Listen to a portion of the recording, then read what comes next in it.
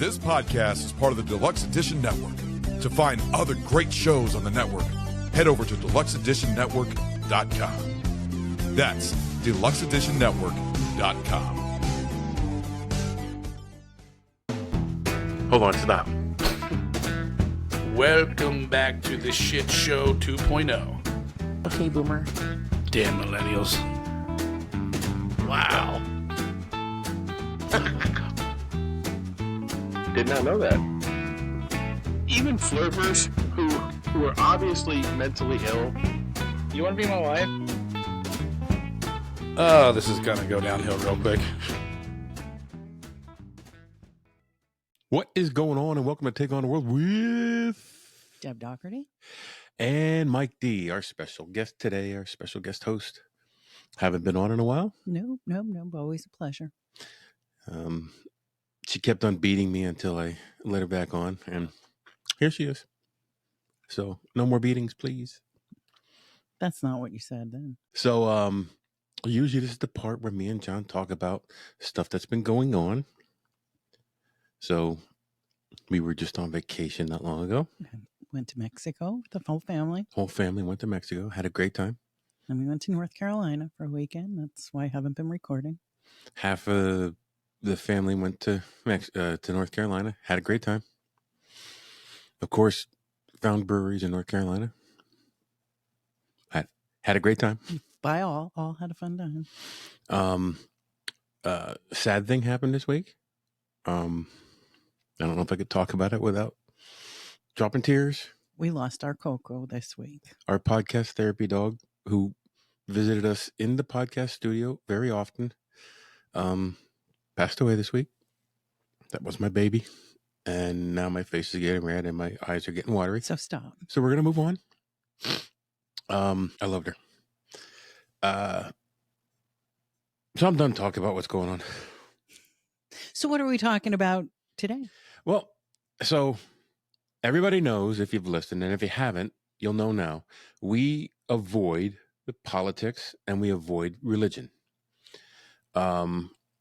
And we just went through a very contentious election season, and I'm not going to talk about that. I am not really going to talk about politics, sort of. But what came to my mind is, since I love history and I love research and stuff, I wanted to know how many assassination attempts on presidents, candidates, and president-elects there were over history. So we're not really talking about politics per se, even though it rears its ugly head a lot in these things. I'm talking more about the American political process. So I'm not picking one side or the other. I'm not doing any of that. I vote for tacos. And margaritas. Can't go wrong with those. Actually, that is a T-shirt right there. A funny story. We went to a brewery up in Scranton when I went to my movie premiere. I didn't know if anybody knew I was in a movie. I still need your autograph. Okay. We stopped in, just, hey, there's one around the corner. Let's walk up there. So we went up there. We were trying the beers, and the bartender came up and said, hey, the first 50 people who come in get a free T-shirt today. Yep. And I'm like, well, I know you don't have my size. So I said, let me get a small, and I'll put it in the podcast studio because I think it's a cool shirt. It's a nice idea. So I vote tacos and margaritas. So anyway, we're going to jump into this. America around the world has a varied reputation. Sure. Some people love us. Some people hate us. We're loved because we're the land of opportunity, beacon of light on the hill. And we're hated for the same reasons. Absolutely. By some countries. So there's a bit of jealousy. In my opinion. Well, we're perceived as arrogant. Yes. Well, I don't know why. I don't know why we're perceived as arrogant. We're the best in the world. So where's the arrogance? I always say there's a fine line between arrogance and confidence, and just confidence as shit. Yeah, you like to tweak that line a lot. No, when you're this good. I think what separates us from many countries is we have a relatively peaceful political process. Usually our transfers of power are very peaceful. There's no violent coups, disappearances of political opponents, out and out assassinations are relatively rare in the U.S.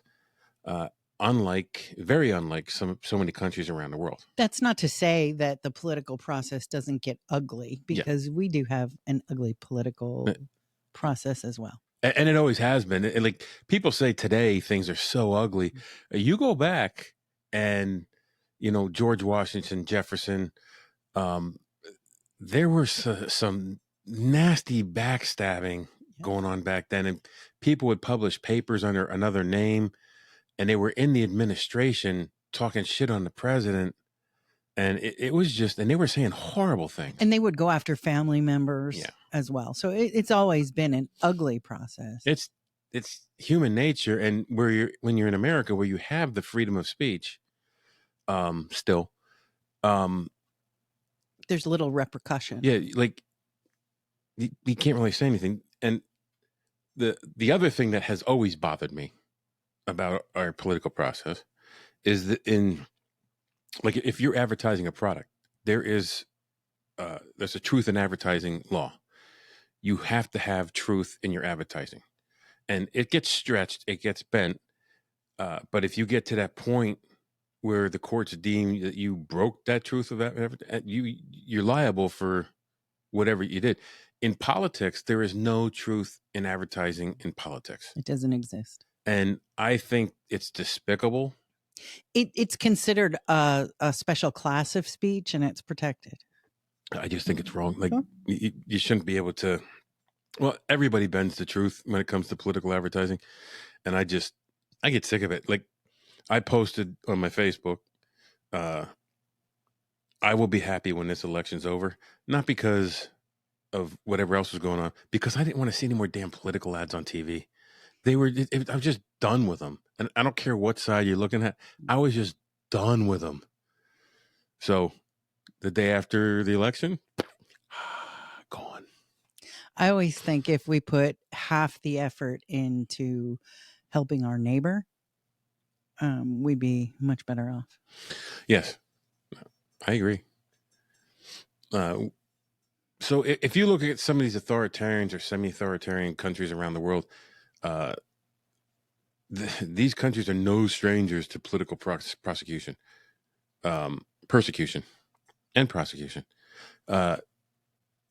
Governments often view political opposition as a threat that needs to be neutralized, including disappearances, imprisonment, assassination of opponents. It's happened in many countries. It's happened out in the open. Like, because these other countries control their media so tightly, the people in that country just, he fell down the stairs, and that's what they're told. So that's what people believe. We don't know how he was exposed to radiation. Right. Oh, it's so sad. So here's some examples from different regions and periods. This isn't all modern day, but the first one is there was a critic of Putin. He was poisoned in 2020. It was widely attributed to Russian agents. He survived the poison and he was then arrested and upon returning to Russia, and he served a sentence on charges of international organizations regards as a political movement. In other words, he opposed the sitting president. And I think it was someone who was going to run against Putin. I think that's what it was. Another one, an opposition leader and former deputy prime minister in Russia, was assassinated in Moscow in 2015. His death came shortly after he criticized Russia's involvement in Ukraine and other government policies. Like, he spoke out against it. All of a sudden, he was assassinated. And it's widely believed that at the time, the current administration had something to do with it. Now, because the country is the way it is, no one really investigated it. So no one really knows. I think 100 years from now, if there's another revolution, you'll know the truth will come out. And that's typical. Yeah. Even in this country, there's still people who have all sorts of conspiracy theories about this or that. And it takes time, but eventually the truth comes out. In China, an environmental activist and critic of the Chinese government was imprisoned in 2005 and died in prison in 2016 under suspicious circumstances. And it's well known that if you disagree with the government in China, it doesn't matter if you're politically connected or you're just some guy in the street, you speak out against the government, most likely you're going to jail. Well, no, and you even see it now. I think we're big Jackie Chan fans. Yeah. And if you watch his movies earlier, he kind of made some, I don't want to say statements, but the Chinese government was kind of depicted a little more harshly than it is today, because I think today he's expanding into that market. So Well, he's careful about how he portrays things. I think he was told by China, you got to come back and make pictures here now. But the Uyghurs and Tibetan activists who are ethnic minorities in China have been detained. Some reportedly disappeared, received severe sentences for separatist activities, and labeled by the government political dissenters. And if you talk against the Chinese government, your life is in danger. Yeah. And you can see how tight information is kept there, just looking back to the whole COVID thing. Yeah. I mean, how tight information was, and even to say certain things here, you were criticized for it. Saudi Arabia, this was a big one because I remember this one. Like, the Crown Prince of Saudi Arabia had a journalist and a critic of the Crown Prince. Mm-hmm. He was assassinated in the Saudi consulate in Istanbul in 2018. His murder sparked international condemnation, and evidence suggested it was ordered by the highest levels of the Saudi government. And I think, if I remember this one correctly, someone in the Saudi government actually came forward and said, yeah, we did it. Because they don't think they can be touched. Right. And they can't. That's yeah. the reality of it. They don't think it, they know it.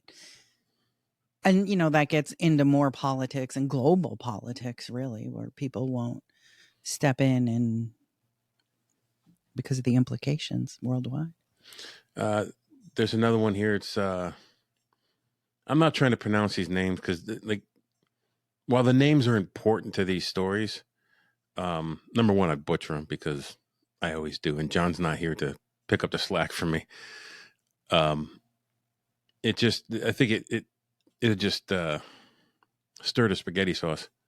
Other dissidents in Saudi Arabia, although not assassinated, activists and critics who are associated for free speech have been jailed and tortured, and known fact. Mm-hmm. Like, there's no disputing it; it's happened. Sure, Nelson Mandela in South Africa. I mean, that's if you grew up in the 80s, you are familiar.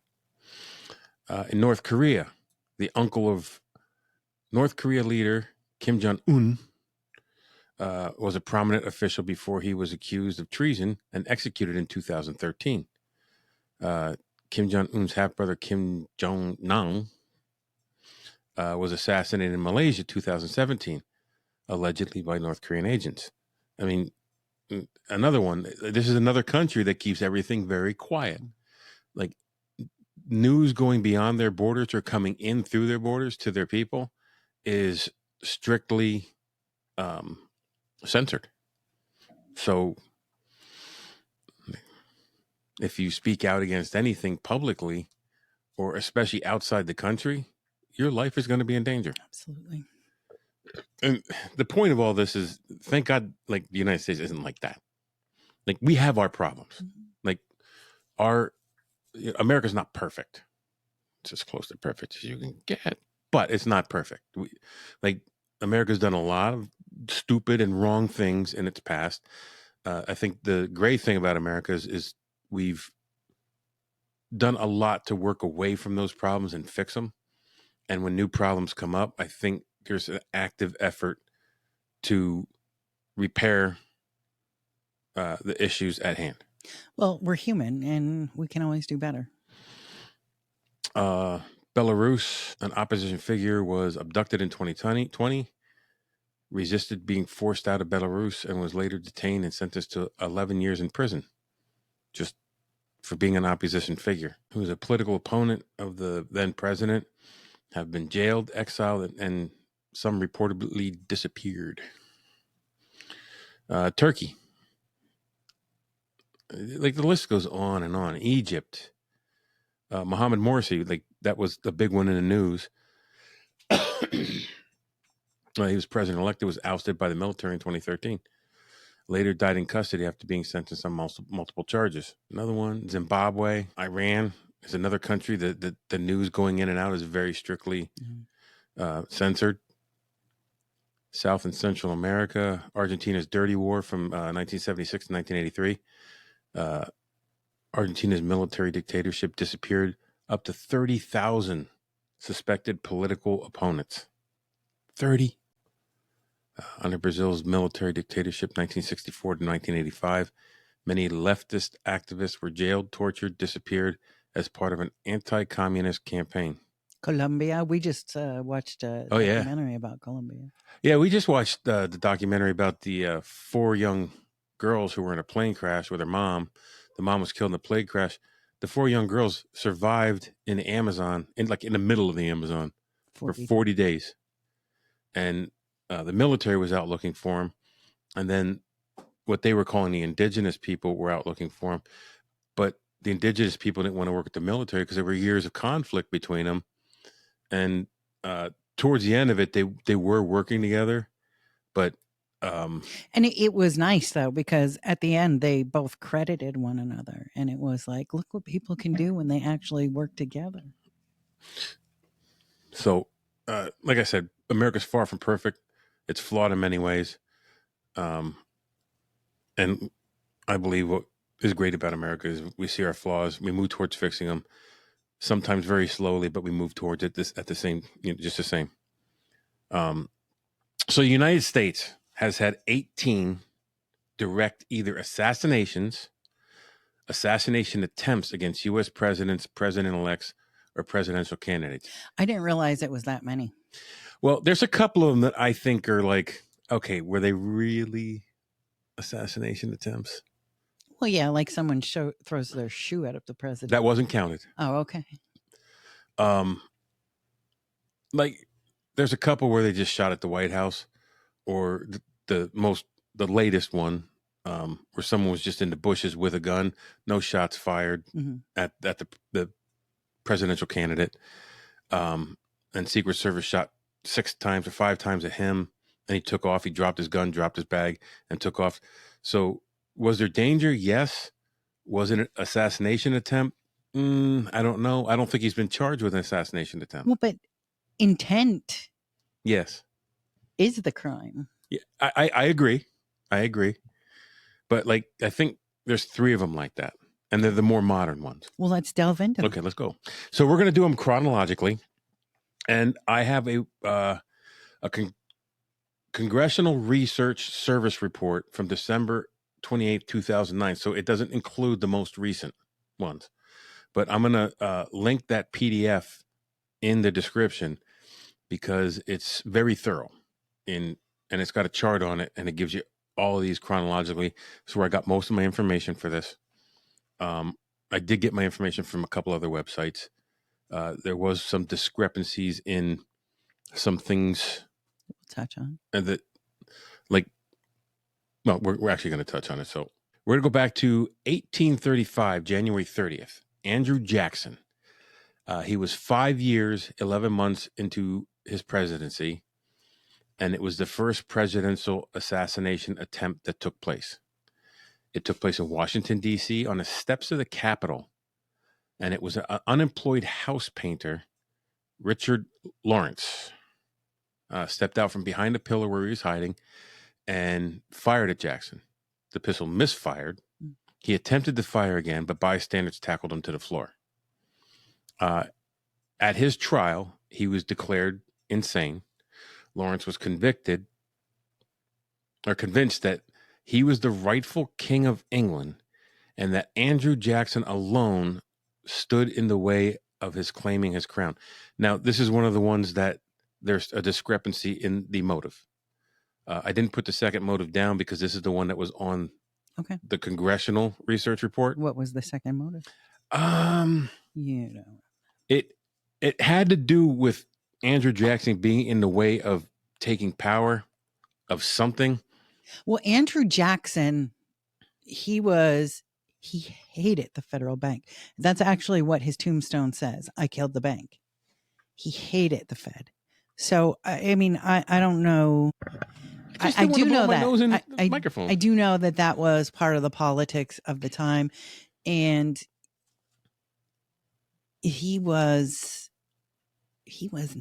not liked by a lot of people. I don't remember him. No, I don't. But from history, he was I can't remember back to 1800s anymore. He was a Southerner. He was this is leading up to the Civil War. Yeah. My memory's failing, but yeah, he was not nice. He was not a nice man. So that brings us to, I think, one of the most famous assassinations, April 14th, 1865, 4 years, 1 month into Abraham Lincoln's presidency, and it happened in Washington, D.C. at the Ford Theater. We visited the Ford Theater. We also visited the house across the street where he died. Where he actually died. It was the first successful assassination of a sitting president. Lincoln was shot at close range by John Wilkes Booth. Booth leaped from the balcony, and here's a discrepancy, to the stage, shouting. Well, I always learned he shouted "Sic semper tyrannis, death to the tyrant." But in my research, it says he was shouting, "The South is avenged." So I questioned that when I saw it in the research because I always thought it was something in Latin as well. Mm-hmm. And we looked it up right before the show, and the Latin phrase "Sic semper tyrannis" won out. So we'll go with that. You know, the thing that I always find interesting, so this is at the end of the Civil War. And I just think how different our world would be today if John Wilkes Booth had not succeeded, because no one really knew what Lincoln's plan was for Reconstruction. Yeah. And his vice president was Andrew Johnson, and he was a Southerner, and when he moved forward, it was a little more sympathetic. And I don't think Lincoln would have been unsympathetic to the South, because, he viewed us all as one, and, it was a war of brother against brother and family member against family member. And I think he wanted restoration of that. But I just think, had he not died, our nation would look very different today. I don't think you would have had some of the Jim Crow South and some of the things that happened post-Civil War. I don't think, maybe it would have, because people are people. But I think you probably would have had some of it, but I think he would have been quicker to send troops to quell some of the stuff. Well, I mean, because that was the whole point of the Emancipation Proclamation. Right. So I think he would have upheld that a little better. But I could be wrong. So Lincoln died from his wound the following day in a house across the street. Booth was killed before being captured. His motive was loyalty to Confederacy, revenge for its defeat, and his pro-slavery stance. And there was a greater conspiracy, because there were other administration officials who were targeted. And there were other arrests at the time. And I don't hangings. Yeah. there was a woman hanged. Was it his mother? I'm not sure. But yeah, there were several hangings. And again, even now, how many years later, there's still thoughts that we got some of it wrong. So July 2nd, 1881, James A. Garfield. It was 6 months into his presidency. Washington, D.C. is where it happened. Baltimore and Potomac train station. He was shot by Charles. I knew I was Gautier, who was a disgruntled office seeker and supporter of the opposition faction of the Republican Party.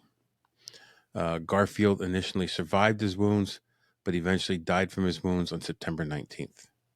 So he lasted a little bit, and then he died anyway. I don't know who his vice president was. I'm not sure. We're finally to 1901. We're out of the 1800s. The previous century. Yeah. September 6th, 1901, William McKinley. He was 4 years, 6 months into his presidency in Buffalo, New York, is where it happened. Anarchist Leon Zolgo. Is that a Z sound or a K sound? Check. It could be. Cholgos. A very weird spelled name. I'll spell it out for you. I'll put it on the screen. You can try to figure it out. It's CZOLGOSZ. And you can leave a comment down below and tell me how dumb I am for not being able to pronounce it.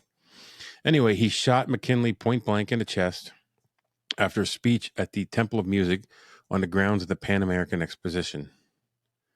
After a 2-day trial, though claiming insanity, he was convicted and sentenced to death on September. Listen to these dates on some of these convictions. Oh, yeah. Real quick. So this happened September 6th. He was sentenced to death on the 24th of September 1901 and executed on October 29th, 1901 at Auburn State Prison in Auburn, New York. Makes me think someone wanted to cover someone up, but I am a conspiracy theorist. But that's not the only one that was that quick. No. His body was doused in sulfuric acid to speed composition and buried in an unmarked grave in the prison cemetery so it wouldn't be dug up or mutilated or worshipped or whatever. I didn't say what he was charged with. Did McKinley die? I'm assuming he did. Gosh, now you're challenging my American history, and my presidential history is weak. I didn't say if he died or not. So that was 1901. We're going to 12 years. When you find out, September 14th, 1901. So yeah, he died from his. Oh, so he died on the 14th of September. Mm-hmm. So like a week later. All right. October 14th, 1912. Theodore Roosevelt in Milwaukee, Wisconsin. He was a candidate at that time. Then candidate Roosevelt was serving as president from 1901 to 1909. So he served 2 terms, and then he lost. And he sat in the sidelines for one election cycle and stepped back into the fray as a candidate for the Bull Moose Party. Roosevelt was campaigning in Milwaukee outside the Gilpatrick Hotel when John Schrank shot Roosevelt with a bullet. This was amazing. And I had known this, but like when I read this again, I'm like, oh yeah, that's right. That's this one. So he had a speech, a 50-page speech tucked in his pocket. Well, it's like you and your research. Yeah. And he had a metal eyeglass case in his breast pocket, in his front breast pocket. So inside his jacket, he had his speech. Outside his jacket, in his top, he had a metal eyeglass case, and the bullet lodged in that. And that's what saved him. I just think that's amazing. So Roosevelt, without missing a beat, said, "Friends, I shall ask you to be quiet as possible. I don't know if you fully understand that I have just been shot." And he unbuttoned his shirt and pulled out a speech. He goes, "It takes more than that to kill a bull moose. Fortunately, I have my manuscript. You see, it was going to make a very long speech. There's the bullet." He's pointing to the bullet. There's the bullet. There's where the bullet went through. It probably saved me from going into my heart. The bullet is in me now, so I cannot make a long speech, but I will try my best. He was quite a character. Like, so it still went in him. Mhm. It just didn't go in that far. And like he pulls it out and he's like, "Hey, I was going to make this speech. The bullet went through it. So I'm still shot. And I'll try to make a long speech for you, but I don't know if I'm going to make it." Schrank he didn't have a trial. Okay. He was found mentally ill in a short court proceeding, claiming he was instructed by the spirit of late President William McKinley to kill President Roosevelt. Okay, so Roosevelt was McKinley's vice president? Yes. Okay. And that's why That answered my question before. Mm-hmm. That's why he didn't have it in there. To prevent him from seeking a third term, which actually was a big deal back then. Like, because George Washington said, "Look, I'm not a king. I did 2 terms. Now I'm going to go retire and be a farmer." Mm-hmm. And other presidents had followed his lead. When Roosevelt ran for a third term, it was like, whoa, what are you doing? You're not supposed to do that. Because it wasn't limited by law then. Right. So we come to February 15th, 1933. Franklin Delano Roosevelt.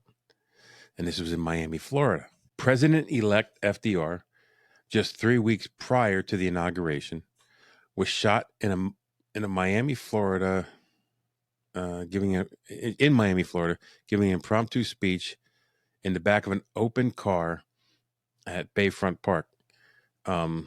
This is where the Secret Service started questioning using open cars. Okay.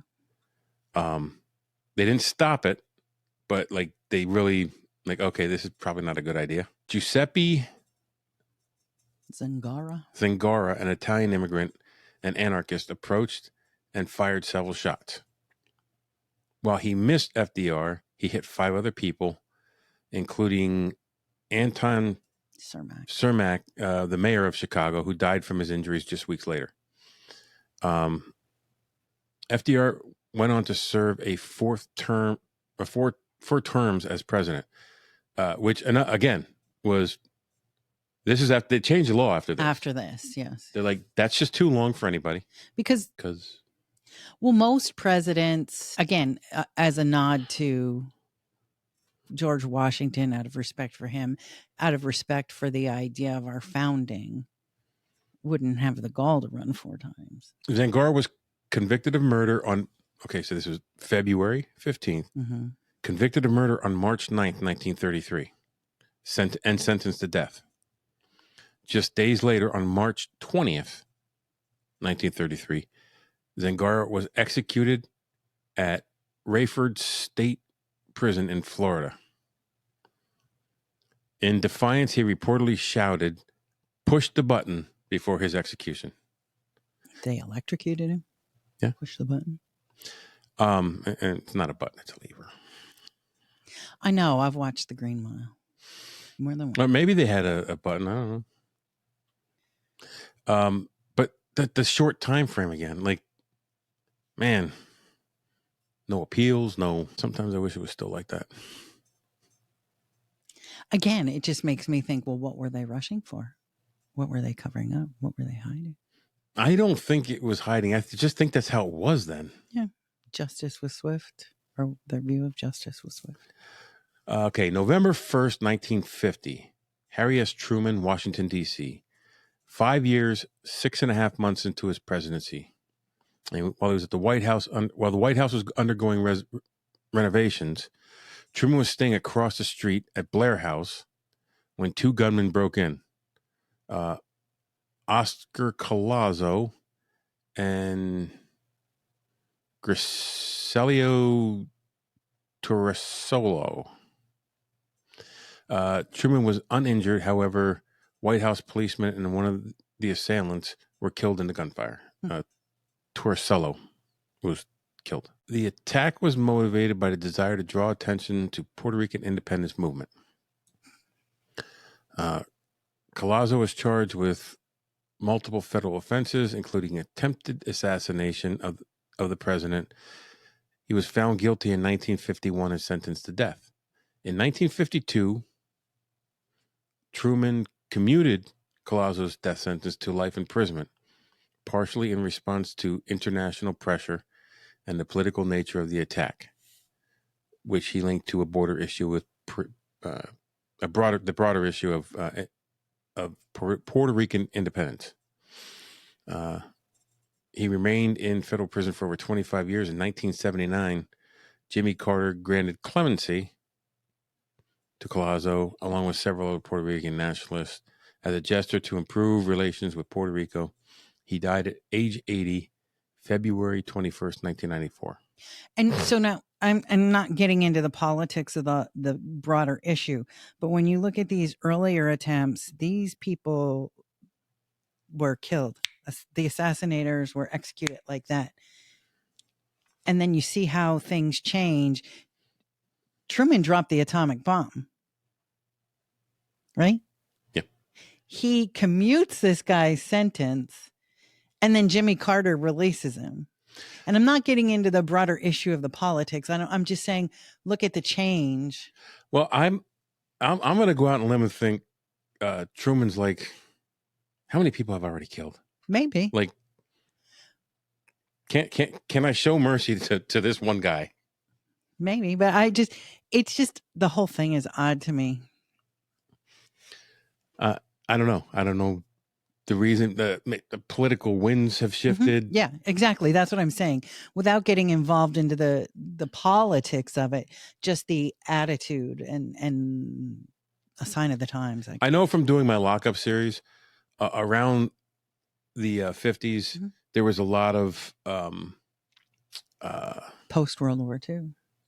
But there was a lot more enlightenment coming to mental institutions and the prisons about the environment and the standards of incarceration. Mm-hmm. And that could have part of it. I don't know. I don't know either. I just find it interesting. It would be interesting to know why, in this case, things happen the way they did. I'd like to be a fly on the wall to know, you know. So November 2nd, 1963, John F. Kennedy, Dallas, Texas. This is probably the second most known assassination. And it's probably, the boomer generation. Yeah. This was very much a hallmark of their life. A lot of them, their whole mindset was wrapped up in this. Like the way they grew up and the way they lived their life was molded around this incident. Mm-hmm. And then our generation, we were born 7 years after this. And so we grew up with it still being relatively fresh. Yeah. And I think, I didn't know who Kennedy was, but the name Lee Harvey Oswald was bounced off the halls of our school all the time. I knew Kennedy was a president. I knew he was assassinated. But you always heard, Lee Harvey Oswald, Lee Harvey. And why does every assassin have school? Why does every assassin have three names? Do you know what I mean? That's this kind of stuff. What do you mean what's wrong with my school? So he was 2 years and 10 months into his presidency. I think, I don't know. Is this the dawn of the conspiracy theory too? I mean, as it comes to. I think it's the dawn of the modern conspiracy theory. Because there's so much stuff that was not told to people or kept from the public. Intentionally. Yeah. Another of the best known assassinations, I already said that. While riding in a motorcade in Dallas, Kennedy was shot and killed by Lee Harvey Oswald. This is the official story. This is the officials. This is what is on the government documents that were released to the public. So after this, the Secret Service said you may no longer travel in an open-top vehicle. Not allowed. 2 days after his arrest, Dallas nightclub owner Jack Ruby shot and killed Oswald. Oswald's motive remains unknown.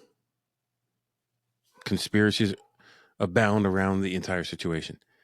There are thoughts on what his He was an alleged communist, right? alleged, but nobody knows for sure what his motive was, or at least it's what the official government documents say. Right. And there have been tons of theories about whether he was a lone shooter. And So I would encourage anybody to put your theories in the comment section, because I know there's a million of them.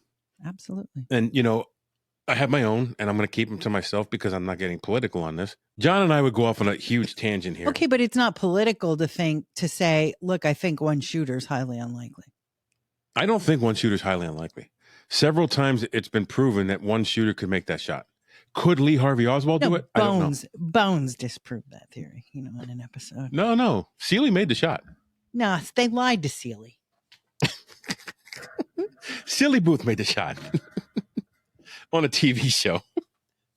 But several other shooters have made this shot, but they were expert marksmen. Lee Harvey Oswald was not. So there's enough hinky stuff around this to say there's more to it. Right. And then you have to look at the greater world and other things that were going on. You had the assassination of Martin Luther King, Malcolm X. Yep. And then after John Kennedy, his brother. It's one of these things. Look over here.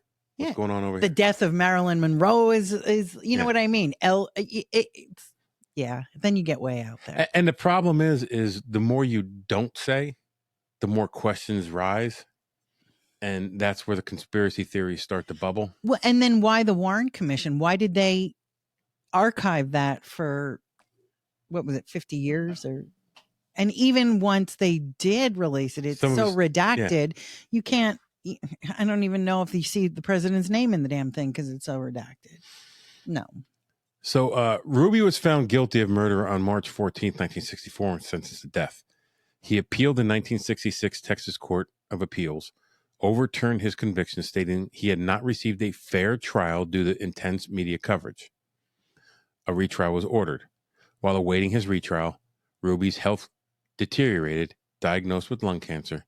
He underwent surgery on January 3rd, 1967, but at age 55, he died at Parkland Memorial Hospital in Dallas.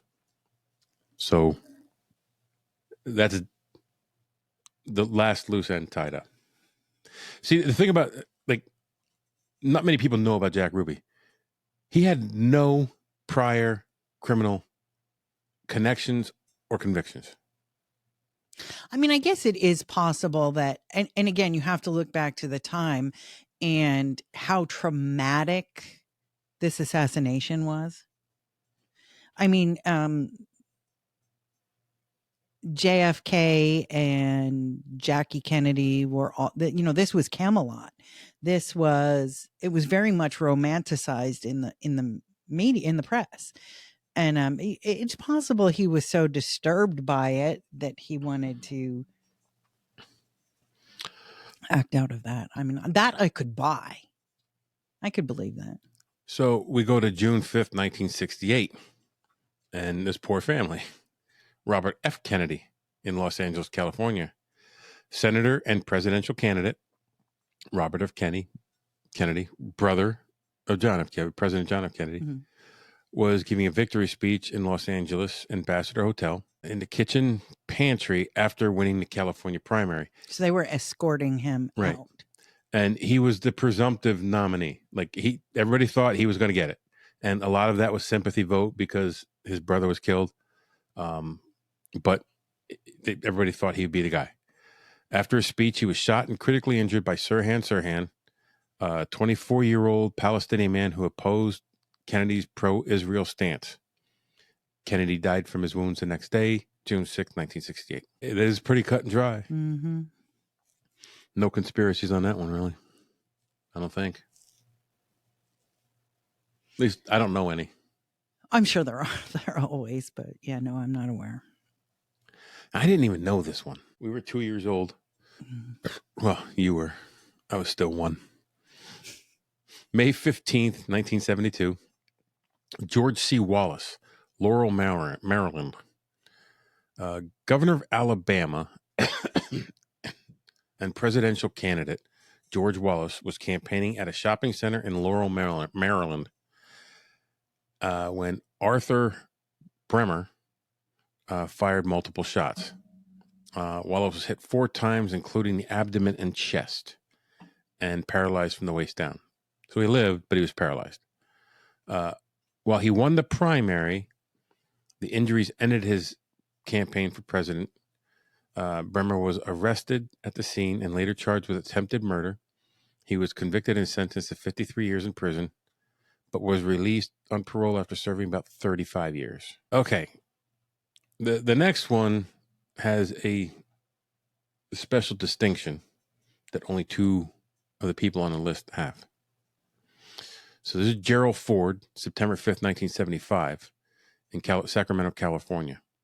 Ford was giving a speech At the California State Capitol. Yeah, at Sacramento. When Lynette Squeaky Fromm, member of the Manson family, approached Ford with a .45 caliber revolver, aimed the gun at him, but did not fire. She was quickly apprehended by the Secret Service agents before she could pull the trigger. Fromm was charged with attempted murder. In 1976, at her trial, she argued she was not a threat to Ford's life. Of course you were a threat. You had a gun pointed at him. But she was convicted and sentenced to life in prison March 29th, 1976. So that was September to March. That was pretty quick, too.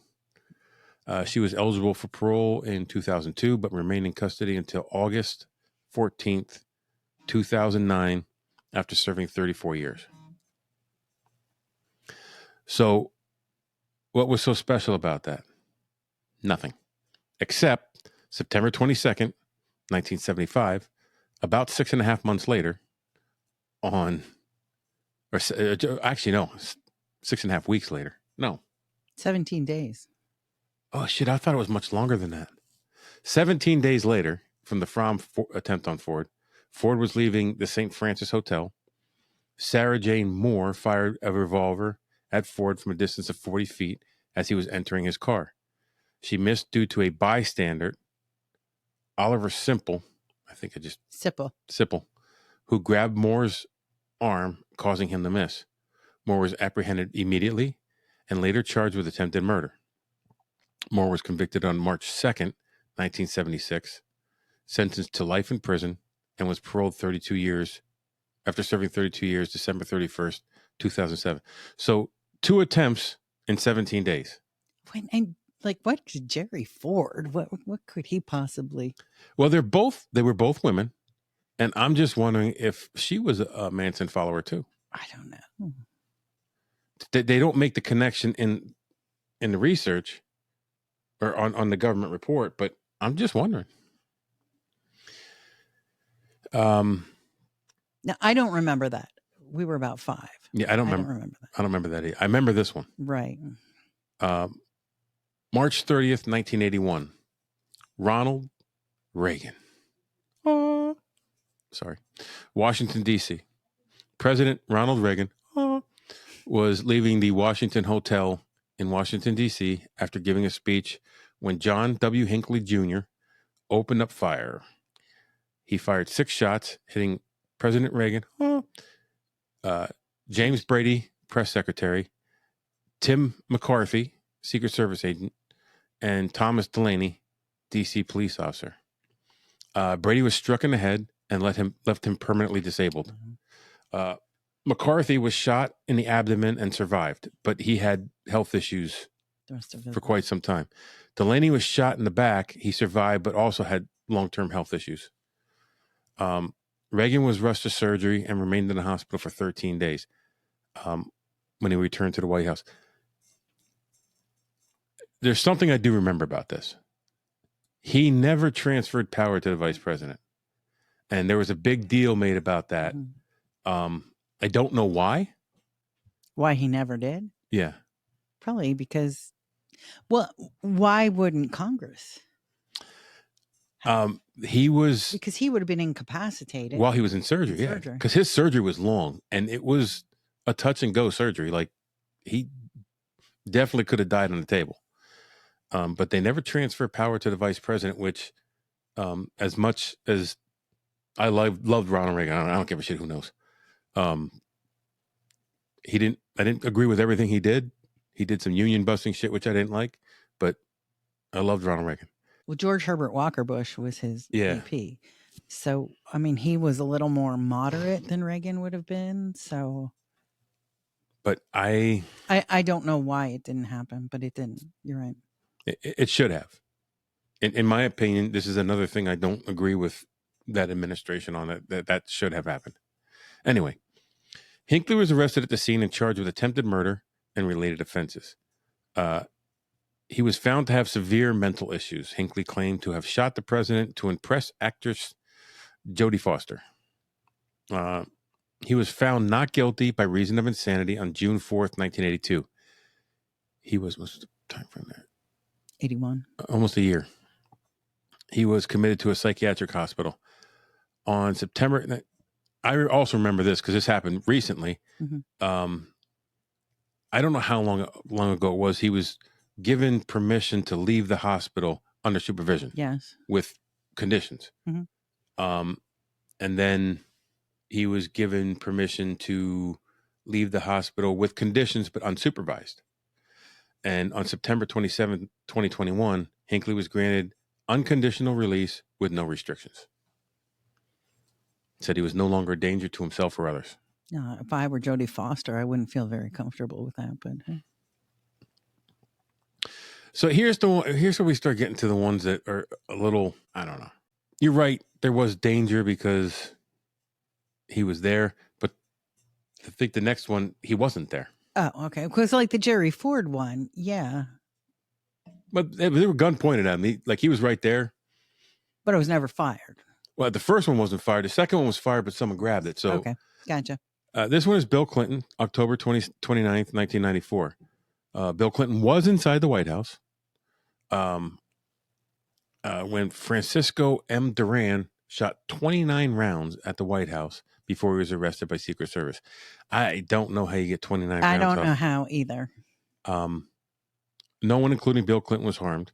He was charged with several crimes, including attempted murder of the president, which, okay, after reading this one, he was at the White House, 29 rounds.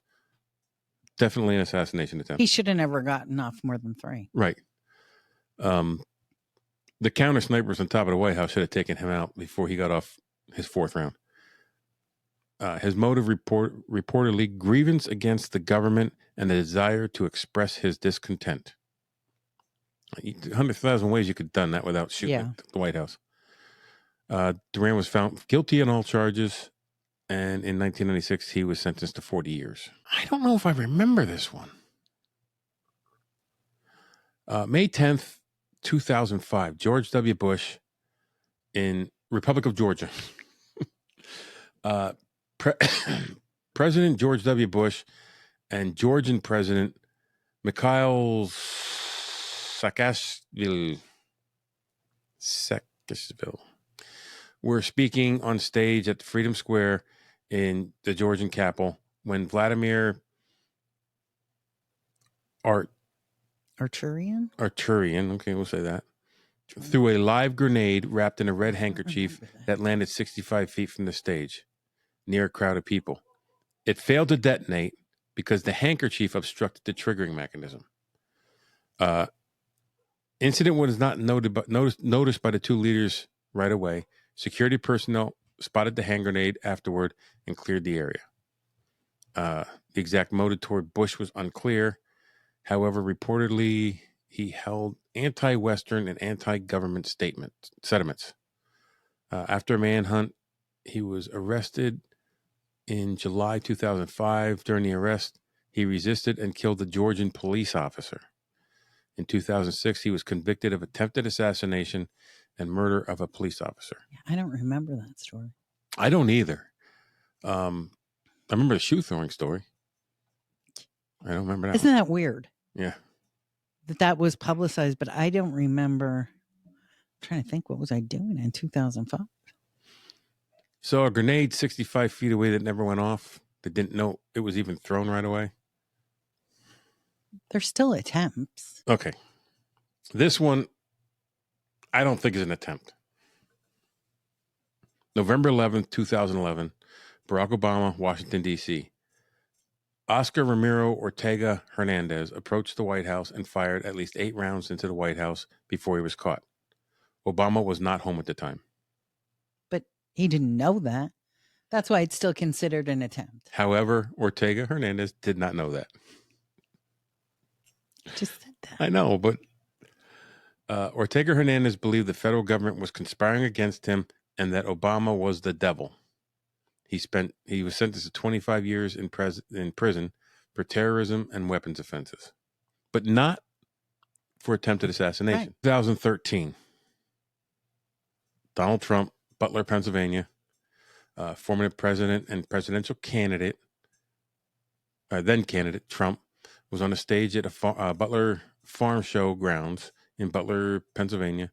Thomas Matthew Crooks was nested on top of a building and fired 8 rounds from an AR-style rifle. 1 round wounded Trump in ear. Crooks also killed 1 audience member and critically injured 2 others. Crooks was shot and killed by Secret Service counter sniper team. Corey Comparator was of Savor, PA, was killed by the gunfire in the stands. David Dutch of New Kensington, PA, was injured, and James Copenhaver of Moon Township was also injured. Both were sent to the hospital in critical condition, but were soon upgraded to stable. This one could have been much different. Trump turned his head at the last second, and it just caught his ear by luck. I don't know. So this is the other one where there's 2 attempts. The second one, I don't know. There was intent, but so on September 15th, 2024, Donald Trump, West Palm Beach, Florida. Donald Trump and former president and then candidate Trump was playing golf at the International Golf Club, West Palm Beach, Florida, when Secret Service spotted a man hiding behind the shrubs surrounding the property. While they were clearing the holes ahead of Trump, they saw the barrel of a gun poking through the bushes. The gunman was 2 holes away from Trump, which is approximately 1,300 feet, which is still shootable with an AR-style rifle. When the agents saw the muzzle, they opened fire at least 4 rounds on the suspect, who fled back to a black Nissan, leaving behind the rifle, a GoPro, and 2 backpacks. Ryan Wesley Roth was arrested and charged with possession of firearm by a felon, possession of firearm with obliterated serial numbers. He was not charged with attempted assassination. Was there a threat? Yes. Was it attempted assassination? I don't know. Well, the thought may have been there, but he didn't actually attempt it.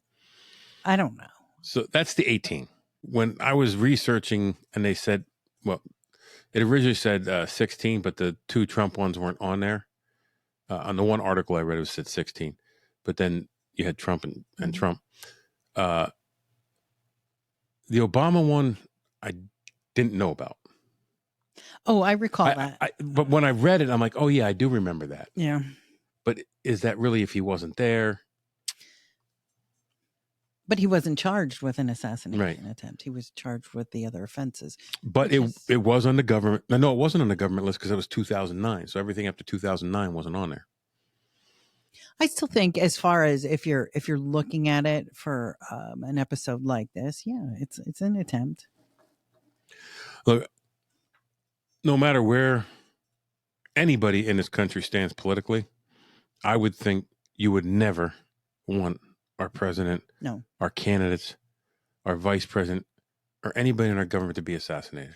well, no, because if it were someone I voted for, obviously I voted for them, and if it were someone I didn't, you never want the opposition to have a martyr. No.